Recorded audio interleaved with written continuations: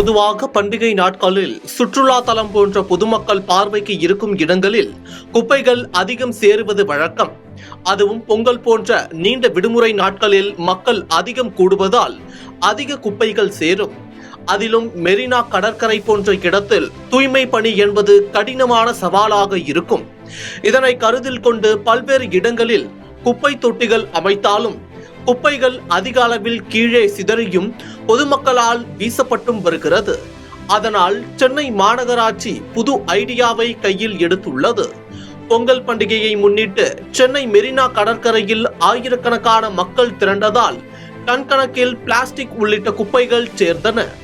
குப்பைகளை மாநகராட்சி ஊழியர்கள் அகற்றினாலும் அதில் புதிய யுக்தியை கையாளும் வகையில் தூய்மை மிஷன், தூய்மை தமிழ்நாடு மற்றும் சென்னை மாநகராட்சி இணைந்து மெரினா கடற்பரப்பில் சிதறி கிடக்கும் மற்றும் தூக்கி வீசும் குப்பைகளை சேகரித்து கொடுத்தால் எடைக்கு மற்றும் பொருளுக்கு ஏற்ப பணத்தை பொதுமக்களிடம் வழங்கும் திட்டம் கடந்த 2 தினங்களாக மெரினாவில் நடைபெற்றது.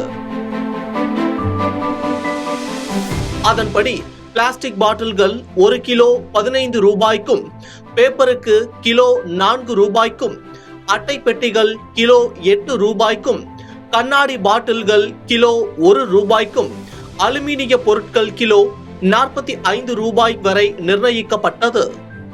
மெரினாவில் உழைப்பாளர் சிலை முதல் கலங்கரை விளக்கம் வரை 6 இடங்களில் இந்த ஸ்டால்கள் அமைக்கப்பட்டன.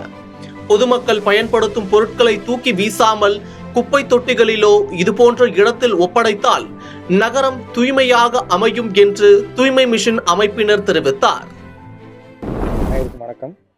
இந்த ஸ்டால் இப்போ தூய்மை மிஷன், கிளீன் தமிழ்நாடு கம்பெனி, அப்புறம் கிரேட்டர் சென்னை கார்பரேஷன் 3 பேரும் ஒன்றா சேர்ந்து இப்போ உலர்கழிவு மேலாண்மையில் என்ன பண்ண முடியும் அப்படிங்கிறதுக்கான ஒரு சின்ன ஆன்சராக தான் இதை நாங்கள் பார்க்குறோம்.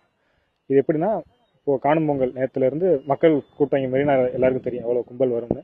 அந்த கூட்டத்திலேருந்து அதே சமயம் வேஸ்ட்டும் ஜென்ரேட் ஆகும். அந்த வேஸ்ட்டை வந்து குப்பை கிடங்குக்கோ இல்லை தூக்கி எறியதோ அதனால் இல்லாமல் அந்த குப்பையிலேருந்து எப்படி பணமாக்க முடியுமா அப்படிங்கிற கவர்மெண்டோட இனிஷியேட்டிவ் இது. ஸோ இதில் பார்த்தீங்கன்னா மக்களோட ஆதரவு நல்லா இருக்குது. நேற்று காணும் பொங்கல் அன்னைக்கும் சரி இன்றைக்கும் சரி மக்கள் வந்து பிளாஸ்டிக் கொடுத்து, பிளாஸ்டிக், கார்ட்போர்டு, அலுமினியம், பேப்பர் இந்த மாதிரி பொருட்களுக்கு கொடுத்தாங்க அப்படின்னா அந்த பொருட்களுக்கு ஏற்ற விலையும் சேர்ந்து நம்ம இதுலேருந்து கொடுக்குறோம். ஸோ இதன் மூலமாக வந்து குப்பை கிடங்கு போகிற குப்பையை நம்ம காசாக்க முடியும், அதுலேருந்து ஒரு வேல்யூ எடுக்க முடியுங்கிறத ப்ரூவ் பண்ண முடியுது. இன்னும் இதே மாதிரி இன்னும் இந்த ஈவெண்ட் இன்னைக்கு ஃபுல்லாக நடக்கும். ஸோ மக்கள் அனைவரும் நீங்கள் வந்து கொடுத்து அந்த பயன்பெறுமாறு அரசின் சார்பாக கேட்டுக்கொள்கிறோம். என்னென்ன பொருள் கொடுத்துருக்காங்க, எவ்வளோ காசு கொடுக்குறீங்க? இதில் பார்த்தீங்கன்னா ட்ரை வேஸ்ட் கேட்டகரி தான் ஃபுல்லாக. பிளாஸ்டிக் பாட்டில்ஸ், பெட் பாட்டில்ஸ் அது கொடுத்தோம்னா ஒரு கிலோவுக்கு 15 ரூபா கொடுக்குறோம்.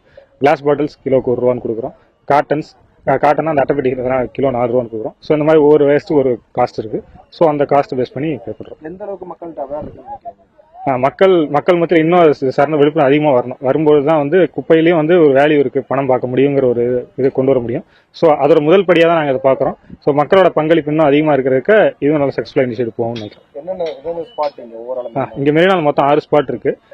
உழைப்பாளர் சிலையில் ஆரம்பித்து லைட் ஹவுஸ் வரைக்கும் நமக்கு 6 ஸ்பாட் இருக்குது. உழைப்பாளர் சிலைட் ஒன்று, கண்ணகி சிலைட் ஒன்று, ப்ளூ ஃபிளாக் பீச் ஒன்று, அப்புறம் இங்கே நமக்கு இந்த போகிறதுல இன்னும் 3 இருக்குது.